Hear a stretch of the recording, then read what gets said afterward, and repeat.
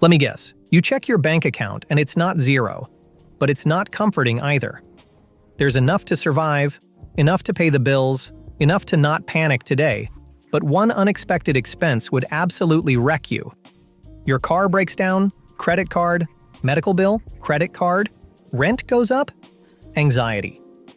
And here's the wild part. You might actually be doing better than you used to, but it still doesn't feel like progress. If that's you, this is going to hit uncomfortably close to home, because there's a very specific number where something fundamental changes in your brain when it comes to money. And it's not $100,000, it's not even $10,000. It's your first $5,000.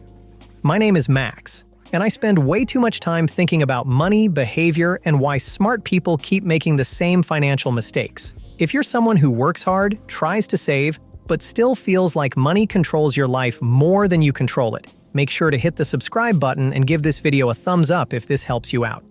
Here's the thing most people assume. I'll feel financially secure once I make more money. That sounds logical. It's also wrong. According to the Federal Reserve, nearly 40% of Americans can't cover a $400 emergency without borrowing or selling something. And it's not because they don't earn enough. It's because they never cross a critical savings threshold. Here's what most people don't realize. Your income doesn't control your sense of financial safety. Your buffer does. And that buffer starts to feel real around $5,000. Below that number, your brain lives in scarcity mode. Every bill feels emotional. Every purchase feels risky. Every problem feels urgent.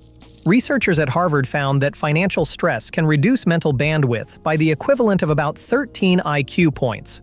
That's the same effect as losing a full night of sleep. So when people say someone is bad with money, most of the time, their brain is just overloaded. Now this is where it gets really interesting. Once you pass roughly $5,000 in accessible savings, your behavior changes. You stop reacting to money problems and start planning around money opportunities. You pause instead of panic. Let's talk numbers.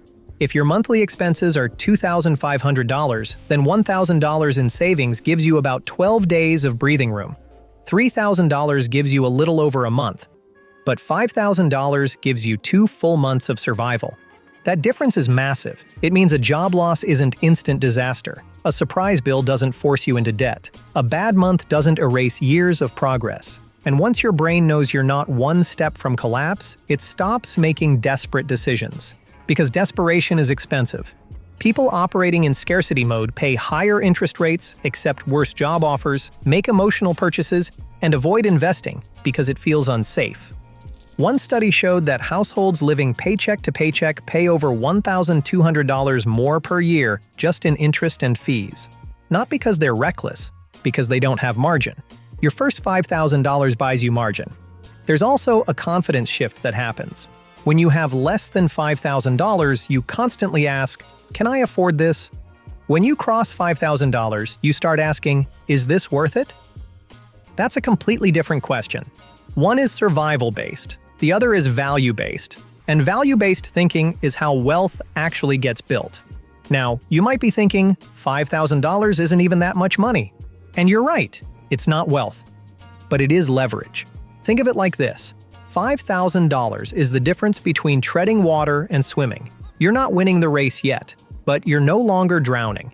And once someone stops drowning, they finally have the mental space to learn how to move faster. Here's the uncomfortable truth. Most people don't fail because they can't save $5,000. They fail because they try to do everything at once. They invest before building stability. They aggressively pay off low-interest debt while keeping zero cash. They chase side hustles instead of fixing basic spending leaks. More than half of people who start saving stop within 6 months because their goals feel too far away. 5,000 works because it's concrete, achievable, and life-changing without being overwhelming. There's also an identity shift. Once you save your first $5,000, you stop seeing yourself as bad with money. You stop seeing savings as temporary. You start trusting yourself. And when someone trusts themselves financially, their decisions begin to compound. That's why the first milestone matters more than the 10th. So how do you actually get there? First, separate the money. Open a savings account that isn't connected to your checking account. Out of sight reduces impulse spending significantly. Second, automate small amounts, not big ones. Start with $25 or $50 per paycheck. Consistency beats intensity every time. Third, eliminate one spending leak, just one. The average person has hundreds of dollars per month disappearing into forgotten subscriptions or convenience spending. Fourth, use windfalls correctly. Tax refunds, bonuses, side income. Commit half of any unexpected money directly to your $5,000 goal. And finally, stop optimizing too early. You're not chasing returns yet, you're building stability. Here's what most people don't realize. Once you hit $5,000, you save faster, you invest smarter, you negotiate better, you take calculated risks instead of desperate ones. It's the foundation. And every milestone after that, $10,000, $20,000, $100,000, becomes exponentially easier. Money isn't just math. It's emotion, fear, identity, and habits stacked on top of numbers. Your first $5,000 isn't about being rich. It's about proving to yourself that you're no longer one bad day away from chaos.